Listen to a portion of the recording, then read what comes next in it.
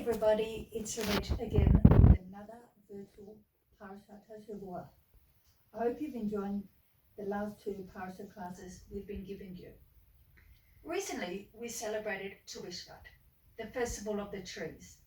I hope you all had a happy Tu B'Shvat, and I just want to give you a small thing I read on Tu B'Shvat, just so we can say we've covered Tu B'Shvat. As we know, it's a birthday for the trees. I'm quite tall. Let me show you how tall I am. Pretty tall, hey? Believe it or not, I'm the shortest in my family. But enough about me. Let's give something over about the trees. I read something beautiful that I felt I really had to share with you guys in the virtual land. A tree stands very tall. What can we learn from that? It's important to be like a tree. Stand tall. Be proud of who you are. And know, even if we're not together for Tfilat Yeladim, I'm always in your heart. Be tall, be proud to be Jewish. You're living in the Jewish homeland. I was born in Chutz La'aretz. You guys, most of you had the zchut of being born in Eretz Israel. And no one, not anyone, can take that away from you. Be proud, because I'm cheering along for you. Also, remember your roots. Remember where you came from. Who remembers where my husband Nolan is from? Shane. That's right, South Africa. And where did his parents come from? South Africa. Hi, Batsheva. Hi, Jeffrey. And where did they come from? Their parents? Also South Africa. Me? G'day, mate. I'm Australian. Am I proud? I don't want to waste time filming about am I proud, am I not proud. But I live in Eretz Israel now.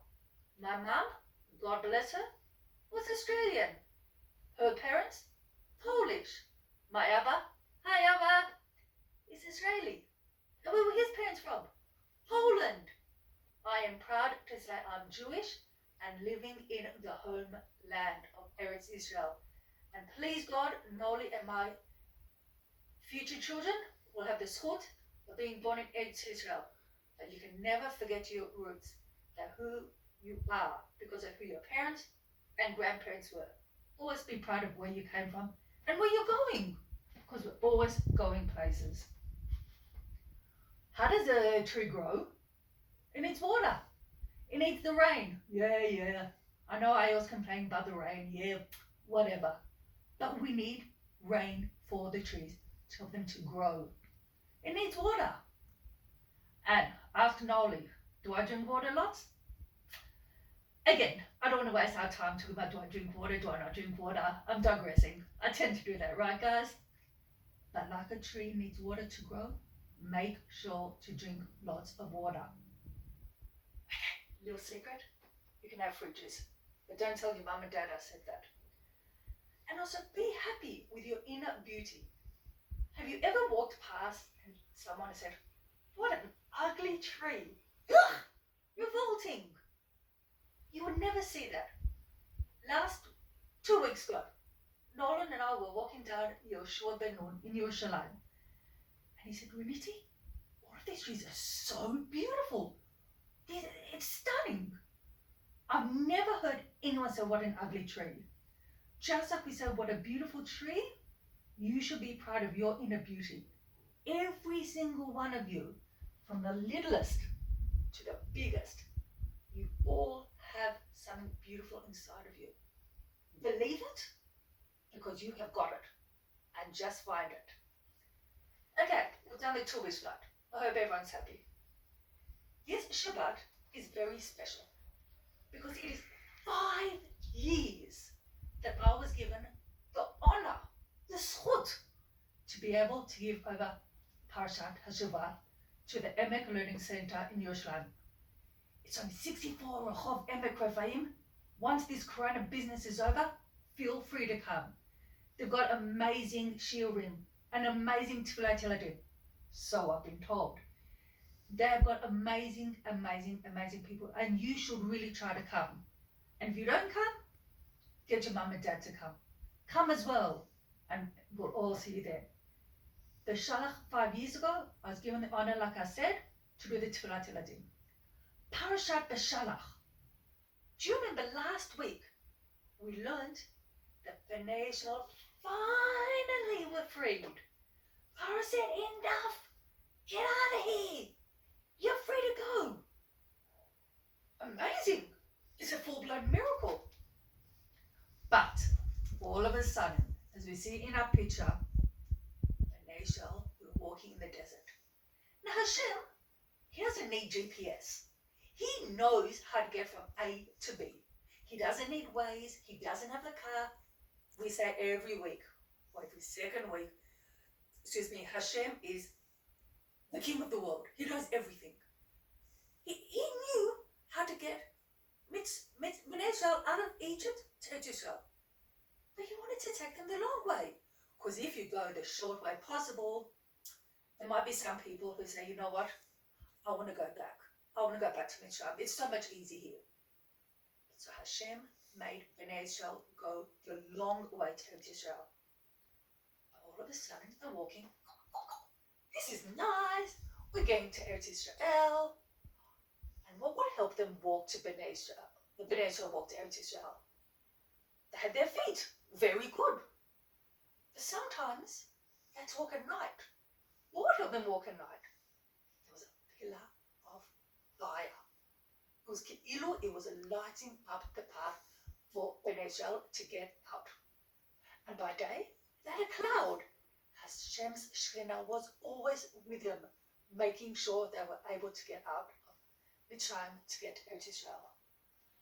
And all of a sudden, Pharaoh had a change of heart. He said, what have we done? We let Bnei Israel go. We don't have any slaves.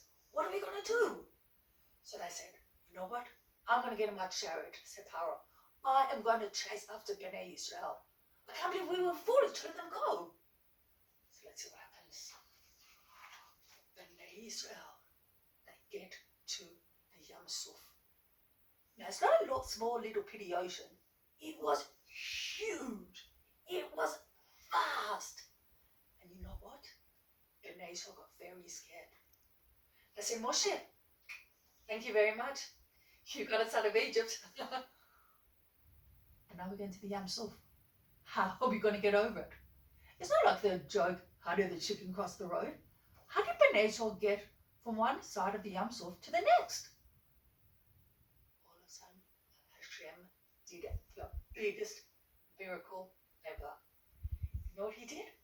Moshe Rabbeinu lifted up his stick, and all of a sudden the seas opened up, and Bnei Israel were able to get across from one side to the next. They say in the Madrashim, it was amazing. There were 12 sections. Some said all the Shvatim, all of Shvat Yehuda was able to get in. Shevet Gad, all the Shvatim were able to go in the Shvatim. But there's no Ashrad. There's no Yesh, there's no Rami Levi. How did they get their food? Some say there was food. They would just pull out their hand and have what to eat. Uh-oh. Mitzrayim are coming. What are we going to do? Hashem did another miracle. Moshe Rabbeinu made sure that the sea shut. So as soon as the Mitzrayim got in, they fell in and they drowned. And Bnei Israel were able to get safely across. Now we just said that there's no Osherad, there's no Rami Levi. What did they do for food in the desert? Now, I've been in the desert once. I was about a kid, let's say, and there's no food to eat. But Hashem did such a big miracle. All of a sudden, there was a food coming out from the sky. And Bnei Israel didn't know what it was. They didn't know what bracha to say. What bracha do you say? Hashem is amazing. You know what he did? He made the man taste like any food you wanted. What's my favorite food, guys? I hope you said ice cream. Yes, now power of ice cream. Come on, we're not going to digress again. We tend to do that a lot. I want to taste like ice cream. Hashem said, okay, make it taste like ice cream. The next person said, I want to taste like that. Sure. Whatever they wanted to, they could have it to taste like that. But we're not allowed to carry on Shabbos. We're not allowed to. Hashem said on Friday, Bnei Israel are to go out and there'll be 2 portions. Maybe that's one of the reasons why we have 2 chalot on Shabbat. Ki'ilu, double portion. They were able to get the man on Shabbat. All of a sudden, what happens? There were tricky people. Have you heard of the name Dasan and Abiram? They were terrible. You know what they would do? They would say, no man on Shabbat. I don't believe this for a second. It's a load of hogwash. It's rubbish. It's stuyot. So you know what they would do? They would go to see if any man came on Shabbat. And you know what happened? You know what happened?